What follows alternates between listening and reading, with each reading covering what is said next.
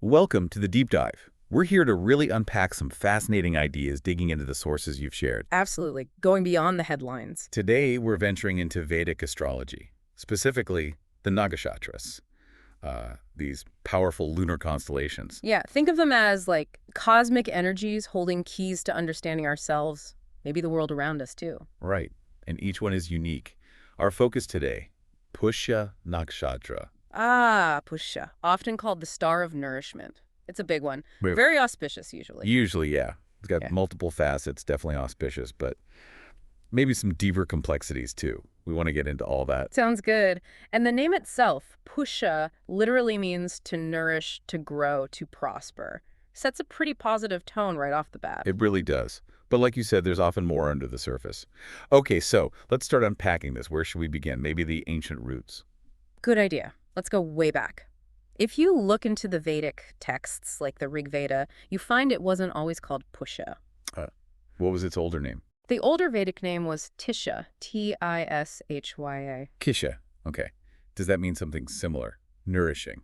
Interestingly, not quite directly, Tishya translates more to things like being lucky, fortunate, successful. Lucky and successful. Yeah. Still very positive. Very. And get this, the Rig Veda describes Tishya as a star that never vanishes. Never vanishes. Wow.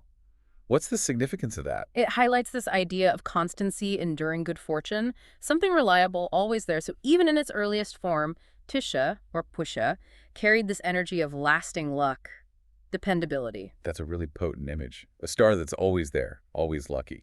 Did our sources mention anything about, like, dating the Rig Veda using this? Yeah, that's a fascinating point some scholars bring up. They suggest the Rig Veda might date back as far as, believe it or not, 7300 BC. 7300 BC. How do they figure that? Based on calculations of when the vernal equinox, the start of spring, would have occurred in Tishya. If Tishya was this constant, fixed point, its alignment with such a key moment could, theoretically, anchor the text in time. It's a theory, but compelling. That really puts its ancient significance into perspective.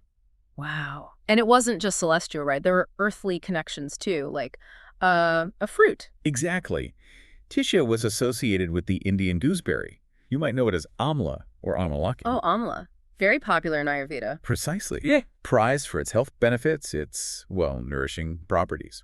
So that connection reinforces the theme of well-being and sustenance, linking the sky to the earth. Okay, so a lucky, constant star linked to a nourishing fruit. Makes sense. What about the symbol? An arrow and a circle. Right. The symbolism is an arrow within a circle. It's quite profound, actually. The arrow represents a celestial archer, Okay. and the circle symbolizes protection. So put them together, and you get this image of a guardian protecting Soma. Soma, the nectar of immortality. That's the one. So Pushya represents this divinely protected source of life force, of nourishment, of immortality. A celestial protector. That ties into the idea of Pushya being a place of shelter, doesn't it? And divine knowledge. What was the term? Brahma Ras. Exactly. It's seen as a sanctuary, a place you can go, metaphorically speaking, for refuge, to tap into higher wisdom, that ultimate understanding or essence, the Brahma Ras.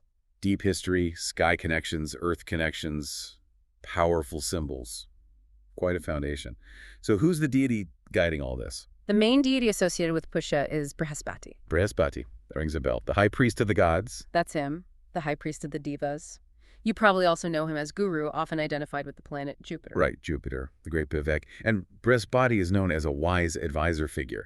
Our sources mentioned a connection to Chanakya. Yes, a really interesting parallel. Both were master strategists. Brihaspati advised the gods. Chanakya advised Emperor Chandragupta Maurya. And Chanakya actually mentions Brihaspati in his work, the Arthashastra. He does. Chanakya apparently ranked Brihaspati very highly as a political advisor, praising his insights on kingship and statecraft. That's quite an endorsement. And this connects somehow to female bodyguards. How does that fit in? Well, think about Pushya being in the sign of Cancer in the natural zodiac. Cancer is the fourth house mother, protection, nourishment. Okay, I see the protection link. And historically, some sources suggest kings sometimes used female protectors. The thinking was they offered, perhaps, a different kind of loyalty, maybe more unwavering dedication. Chanakya touches on this too, apparently. Oh, wow. So Brihaspati's wisdom, the protective nature of Pushya in Cancer, it all lines up with this historical practice. It seems to echo it, yeah. Yeah. Like a celestial influence reflecting in earthly choices for security and loyalty. Fascinating.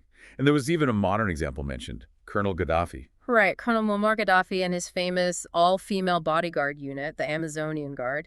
It's a striking, more recent example of that same concept, female protectors surrounding a leader. Definitely a strong theme of protection running through Pushya. Let's shift back to its more widely known auspicious side, nourishment, growth. Absolutely, that's central. Nourishment in every sense, physical, yes, but also emotional, spiritual. It's about preservation, replenishment, multiplication, strengthening, Yeah. helping things flourish. It has other names too. Bradford Samana? What's that about? Bradford Samana means something like Jupiter's measure. It hints at the wisdom, the knowledge, the sort of expansive, benevolent qualities of Jupiter that infuse Pushya. Makes sense. And Simha and Amritava. Simha means lucky, reinforcing that Tisha connection we talk about, good fortune. Right. And Amritava suggests perfection, or maybe divine connection, hinting at reaching higher states, a kind of spiritual completeness. Okay, so lots of positive connotations. But then there's Saturn. Saturn is exalted in Pushya. That feels different. It is different, and it's a key point. Saturn reaches its exaltation degree, 5 degrees, within the first pada, or section of Pushya. Exaltation means it's strong there, right? Right. But Saturn is usually seen as restrictive, disciplined. How does that work with nurturing Pushya? It's a bit paradoxical, but think of it this way. Even Saturn's structured, disciplined energy finds a really constructive outlet here. It suggests that discipline applied within this nurturing space leads to strong, stable, long-lasting growth and structure. Disciplined nourishment, perhaps? Disciplined nourishment. I Okay. like that. Okay, so mostly auspicious, but you hinted at complexities. Our sources mentioned a kind of shadow side, the Chidra aspect. Yes. As the 8th nakshatra in the sequence, Pushya carries this quality called Chidra. It means something like piercing, creating a hole or a gap. A hole. That doesn't sound good. Well, it's why traditionally Pushya was often avoided for marriage ceremonies. The idea was this Chidra quality might introduce vulnerabilities, gaps, or potential problems into the union. Ah, okay. That's a significant exception to its generally auspicious nature. Avoid for weddings. But what about other things? And here's the paradox. Despite the marriage caution, Pushya is considered excellent for almost everything else. Starting businesses, learning, spiritual practices, even administering medicine. Medicine. Why specifically medicine? Because the energy is believed to promote quick absorption and results. This is often linked to something called Pushkara Yoga that forms when the moon transits Pushya. It sort of supercharges the positive potential. Prakara Yoga. And it gets even better on certain days. Guru Pushya and Ravi Pushya. Exactly. When the moon is in Pushya on a Thursday, ruled by Guru, Jupiter, it's Guru Pushya Yoga. Extremely auspicious. And Sunday. Sunday is ruled by the sun, Ravi. So moon in Pushya on a Sunday gives you Ravi Pushya Yoga, also considered very potent and lucky. And people used to buy gold then, during Ravi Pushya Yoga. Yes, that was a strong tradition. Buying gold, especially during Ravi Pushya Yoga, was thought to attract lasting prosperity and good fortune. Locks in that lucky energy. Makes sense. And what about the connection to water bodies, like during Kumela? During events like the Kumbh Mela, specific alignments involving Pushya are believed to infuse the sacred waters with exceptional nourishing and purifying power, making it a prime time for spiritual bathing and cleansing. So it purifies and nourishes even water. Okay, this nakshatra definitely has layers. Let's dive into some mythology now. How did that illuminate Pushya? Mythology adds some really interesting, sometimes cautionary, layers. For instance, there's a tradition or belief that Lord Rama and Sita were married under Pushya Nakshatra. Oh, wow. Rama and Sita.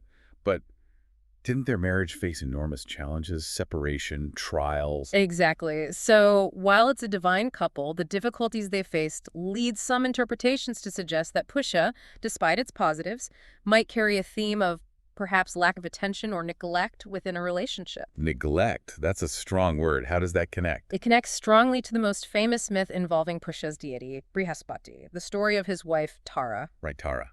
She eloped with the moon god, didn't she? She did, and the common interpretation is that Brihaspati, being the super important advisor to the gods, was so consumed by his duties, his work, his advising, He didn't have time for his wife. he inadvertently neglected Tara. She felt unseen, unappreciated, and sought attention elsewhere, with the charming moon god, Chandra. So it's a cautionary tale. Even if you're doing important, noble work, you can't neglect your partner. Precisely. It serves as a stark reminder. Balance is crucial. Dedication to duty is vital, but not at the cost of your closest relationships. Pushya energy, when very strong, might lean towards that kind of imbalance. This sounds related to that astrological principle, Karlapavanashaya, where a planet signifying something can harm the house it's in. You've got it. Karakapavanasha means the significator, karaka, can potentially harm Nashaya, the house Pava it occupies. Jupiter signifies wisdom, expansion, children, husband in a female chart. So if Jupiter's in the house representing, say, marriage or children, it might paradoxically cause issues there. It's a possibility, yeah. It's like Jupiter's energy is so strong in that spot, it sort of overwhelms or complicates the natural affairs of that house. It's not always negative, but it's a well-known principle to consider. And our sources even call Jupiter a bit selfish, focused on self-growth. Well, selfish might be a strong word, but Jupiter is about expansion, growth, wisdom, often personal growth. So in a relationship context, someone with a very strong Jupiter or Pushya influence might prioritize their own learning, their own path, potentially overlooking the partner's needs or the relationship's needs. That really clicks with the Brihaspatitara story. Okay. And Pushya is naturally in the fourth house. What does that add? The fourth house is foundational. It's the mother, the home, our emotional security, nourishment, comfort, our roots. It's also seen as our final resting place, where we return after our journey. The womb, essentially, and the tomb. Deep. Very deep. So Pushya residing there naturally emphasizes nourishment, security, belonging, but maybe also that potential for inward focus, being comfortable in one's own space, sometimes to the exclusion of others. Okay, weaving together myths, principles, house placements. We get a really nuanced view. Let's switch gears to practical stuff. How might Pushya show up in someone's life? Career paths, for example. Given the wisdom and nourishment themes, you often see excellent advisors, business consultants, life coaches, therapists, teachers, spiritual gurus, people who guide and nurture others. Makes sense. What else? The hospitality industry is a big one. Restaurants, hotels, spas, anywhere focused on caring for people, providing comfort and sustenance. Also, skills involving sound and vibration, like mantra chanting, can be prominent. Interesting. And what about, like, physical things, grains, and something called Dana Bandari? Yes, Pushya is strongly linked to staple grains, wheat, rice, barley, sugarcane, things that sustain life. Right. And the Dana Bandari was an old tradition. People would keep a pot or jar filled with these grains in their home. It was believed to act as a sort of attractor for prosperity and a shield against negative influences, tapping into Pushya's energy. Like a little pot of abundance. What about akshat, the rice used in blessings? Akshat, those unbroken rice grains, often mixed with turmeric or sindoor kumkum, absolutely connects here. Rice symbolizes abundance, fertility, Pushya qualities. Turmeric and sindoor add auspiciousness, linked to Jupiter Brihaspati. It's a physical embodiment of Pushya's blessing energy. Got it. The sources also mention forests. Is that literal? Like people with Pushya love hiking? It can be. They might enjoy nature. But often the forest connection is more symbolic. It represents retreating inward, seeking quiet contemplation, inner cleansing, gaining wisdom away from the hustle and bustle, like going into the forest of the self. Into the forest of the self. I like that. Okay, now for some perhaps more anecdotal observations mentioned, French beards, weight gain, longer breastfeeding. Yes. These are definitely in the anecdotal take with a grain of salt category. But observations passed down include some men with strong Pushya might favor French beards. There might be a tendency to put on weight easily. Mothers with prominent Pushya might breastfeed for longer durations, really emphasizing that nurturing bond. And a general love for milk and dairy products is often mentioned. Again, nourishment. And the cow.